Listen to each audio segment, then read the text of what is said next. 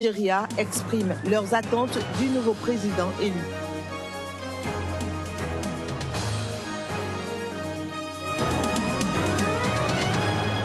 Actualité politique en Haïti.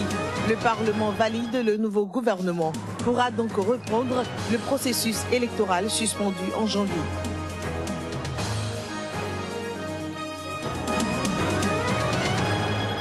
Éliminatoire CAN Gabon 2017, les étalons du Burkina affrontent les crânes d'Ouganda lors de la 3e journée.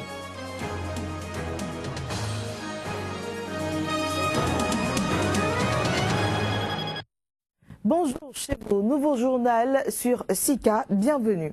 En Haïti, le Parlement a validé dans la nuit de jeudi à ce vendredi la composition du nouveau gouvernement à une écrasante majorité. Envisager la reprise du processus électoral suspendu en janvier. Après plusieurs heures de débat, 78 députés ont finalement voté en faveur du gouvernement. Un seul parlementaire a voté contre. 2 députés se sont abstenus. Haïti est plongé dans une profonde crise alimentaire, il faut le signaler. L'insécurité gangrène la vie quotidienne de la capitale et le climat politique y est problématique depuis le report s'inédit des élections prévues en janvier dernier. Parlons toujours élections dans ce journal. Au Congo-Brazzaville, le général Jean-Marie Michel Mokoko, candidat malheureux à l'élection présidentielle officiellement remportée par le président sortant Denis Sassou Nguesso, dénonce des fraudes massives. Il remet en cause les résultats et appelle à la désobéissance civile généralisée. Mascarade électorale sans précédent. L'appréciation est celle du général Jean-Marie Michel Mokoko, venu en 3e position à l'issue de la présidentielle congolaise. À l'en croire, les résultats annoncés par le ministère de l'Intérieur n'émanent en rien de l'expression de la volonté populaire, mais de la confiscation de ses voix. Il appelle par conséquent le peuple à la désobéissance civile, un appel qui va désormais au-delà des frontières du pays. Le général Mokoko n'est pas un putschiste. Le général Mokoko est venu au Congo, il a mené une belle campagne, il a gagné ses élections. Il veut tout simplement que le peuple congolais reconnaisse que sa victoire est aujourd'hui volée. Ils considèrent que le sang du peuple congolais a trop coulé, donc ils ne veulent pas bain de sang. Ce qu'ils demandent simplement, et ça commence à se faire, c'est que tous les Congolais manifestent leur désobéissance civile en faisant la grève du zèle, pour certains n'allant pas au travail, donc en ne faisant pour l'instant pas de manifestations publiques qui sont interdites, et donc en travaillant au ralenti. Une prise de position qui semble rencontrer l'assentiment de bien des Congolais. Il est temps qu'il parte, parce qu'il a martyrisé le peuple. Maintenant, on ne veut plus de lui. Qu'il parte et qu'il arrête de massacrer son peuple, s'il est vraiment congolais. Il a toujours dit le ridicule ne tue pas. Mais cette fois-ci, nous disons que le ridicule va le tuer. Parce qu'il ne peut pas traîner un peuple jusqu'à la mort. Dans ce combat, le général Mokoko n'est pas tout seul. Guy Brice Parfait Kolela, arrivé 2e avec un peu plus de 15% des suffrages, rejette également les résultats rendus publics. Il entend saisir les juridictions compétentes afin que justice soit faite.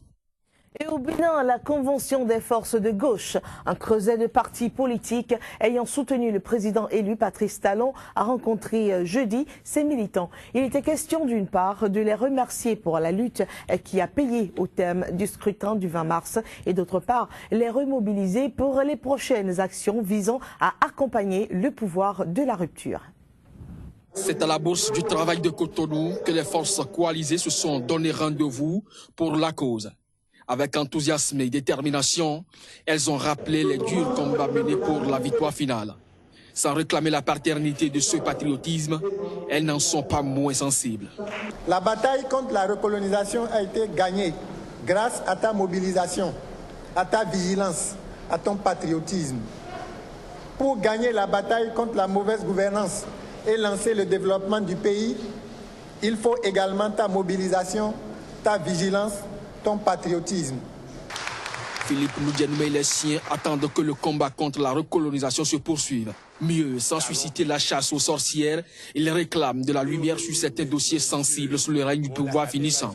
Contre l'impunité, exige tout de suite que soit publié les dessous des dossiers des scandales économiques, de fraude et de crimes de sang, à savoir affaire d'Anivor, Sowoudi, etc., sous le règne de Boni Yayi, exige que les auteurs soient identifiés et punis. Pour les forces de gauche, c'est le moment de demander les oripeaux d'un scabreux passé politique afin d'amorcer un réel nouveau départ pour le Bénin.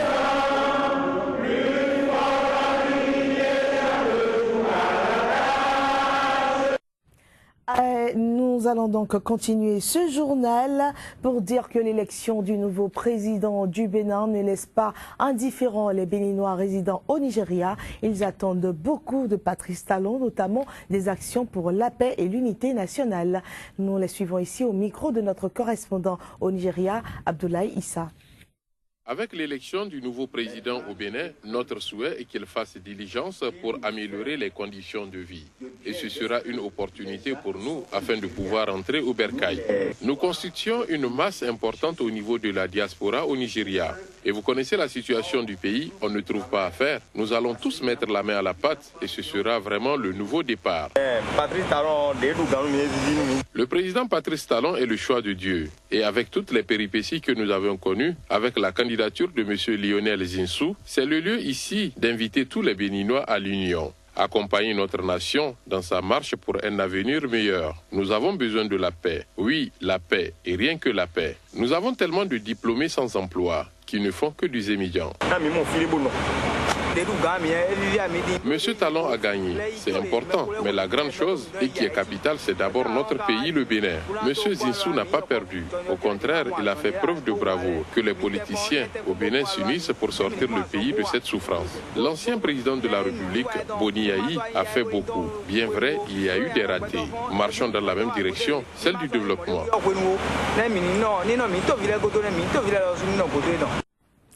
Annonce ce vendredi de la libération de 2 membres d'équipage enlevés le 23 février dernier au large des côtes du Nigeria. Ce sont des employés du groupe français de services maritimes à l'industrie pétrolière Bourbon. Le navire Bourbon Liberty 251 avait alors été l'objet d'une attaque en mer. 2 membres de l'équipage de nationalité nigériane et russe avaient été alors enlevés et puis des dizaines d'autres personnes étaient rentrées à bord du navire au port d'Onne près de Port-Harcourt.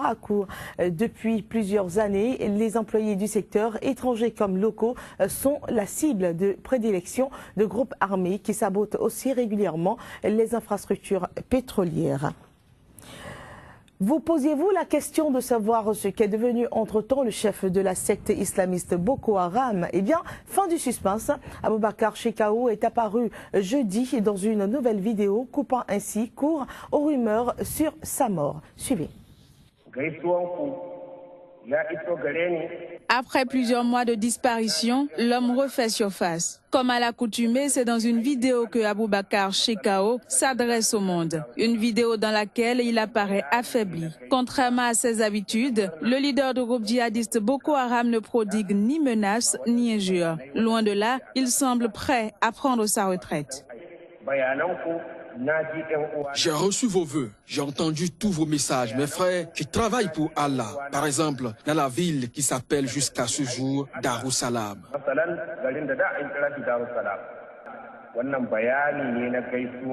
Ceci est un message de vœux et de joie pour vous qui voyez mon visage. Mais votre messager vous donnera d'autres messages confidentiels. Vous pouvez avoir des nouvelles par ceux avec qui nous avons forgé de bonnes relations.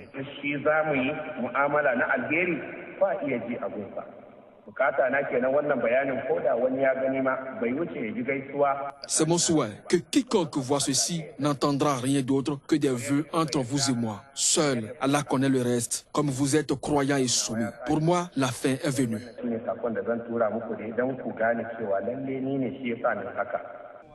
Le Nigeria a déjà annoncé à maintes reprises la mort de Aboubacar Shekau, devenu leader du groupe Boko Haram après l'exécution de son précédent chef historique, Mohamed Youssouf, par les forces de l'ordre en 2009. À en croire des rumeurs, Aboubacar Shekau se cacherait dans la forêt de Sambisa, un des fiefs historiques de Boko Haram.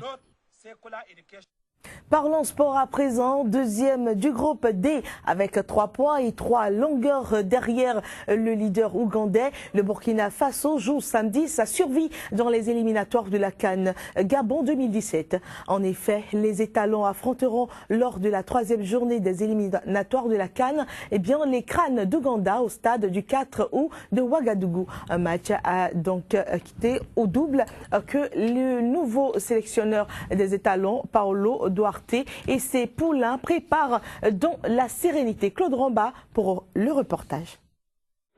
Pour son retour à la tête de l'encadrement technique des étalons, la première séance d'entraînement de Paolo Duarte, qui tenait lieu de prise et de contact avec ses joueurs, s'est voulu.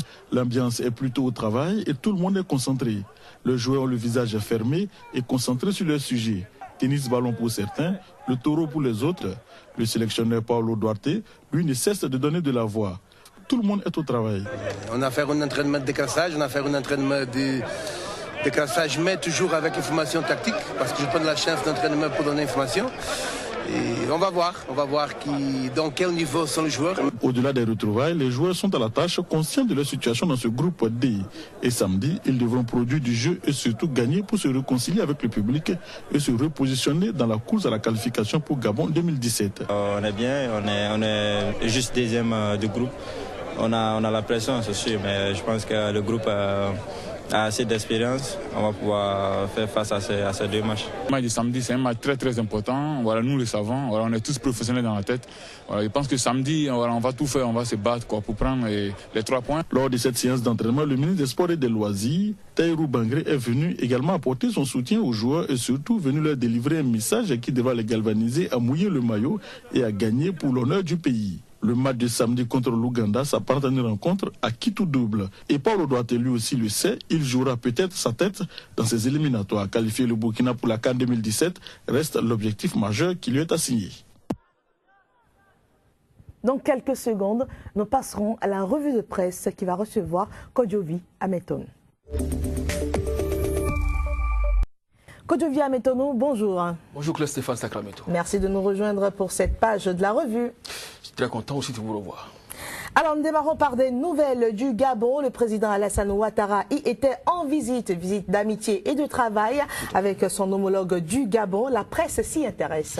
Oui, c'est bien ce que nous lisons à la une de quelques tabloïds des sites gabonais que nous avons pu visiter ce matin. Et à Libreville.com pour commencer, séjour officiel du chef de l'État dans la province de Outaougué. À cette occasion, le président a rencontré son homologue, le président Alassane Dramane Ouattara. Il s'agit bien sûr du président Ali Ben Bongo. L'Union en parle également et met en titre « Visite d'amitié et de travail du président de la Côte d'Ivoire, Alassane Ouattara ».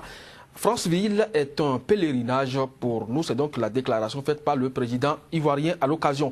Et Gabon Actu, pour conclure sur cette actualité, Ouattara a quitté Franceville sans y passer une seule nuit. Puis nous allons passer à présent aux nouvelles du Mali. La réunification du pays reste la préoccupation majeure des autorités. La région de Kidal est au centre des débats. Oui, c'est bien sûr la Claire Stéphane Sacramento avec Mali Actu Net qui met en titre Mali, la tenue d'un forum pour la réconciliation à Kidal compromise. Pourquoi? C'est Malijet qui en parle. Tenue du forum de Kidal, la plateforme et la CMA divisées. Alors, Mali Actu Info revient sur ce forum de Kidal et constate que le gouvernement s'est encore fait avoir par la CMA. Mais toujours toute autre région, il y a au moins eu une entente. Mali Web, Mali entente sur la nouvelle région malienne de Taou-Deni. Et au Bénin, les courtisans du nouveau président élu, Patrice Talon, sont de plus en plus nombreux. Oui, avec le quotidien Actu Express, par exemple, du journal de Médéric François Gongo, on peut lire ceci pour son soutien à Lionel Zinsou pour la présidentielle de mars 2016. Eh bien, la renaissance du Bénin se démarque du parti du renouveau démocratique. En effet, les Ouézouais assument et sont tournés désormais vers l'avenir politique du parti. La Nouvelle Tribune, par contre, écrit échec et confusion après le choix de Lionel Zinsou, le parti du renouveau démocratique, un navire sans boussole. Soleil levant ensuite donc donc suite à leur soutien massif au candidat Patrice Talon. Le président Emmanuel Kohi remercie les populations de Godomé et environ et félicite le nouveau président pour sa brillante élection. La Nouvelle Gazette, pour conclure sur cette actualité béninoise, écrasante victoire de Patrice Talon pour la présidentielle de 2016. Kohi remercie tout Godomé. Il salue la brillante victoire de Patrice Talon et puis Léopold Gbénou aussi congratule le nouveau président Patrice Talon. Et donc à la une du journal La Nouvelle Gazette et se dit donc prêt à l'accompagner pour la réussite de son mandat. C'est la fin donc de cette revue. Merci à vous, Kodjo Biamétonou. Bon vendredi saint à vous, Stéphane Sacramento, et également à tous vos téléspectateurs. Merci, c'est la fin de cette édition. Merci de l'avoir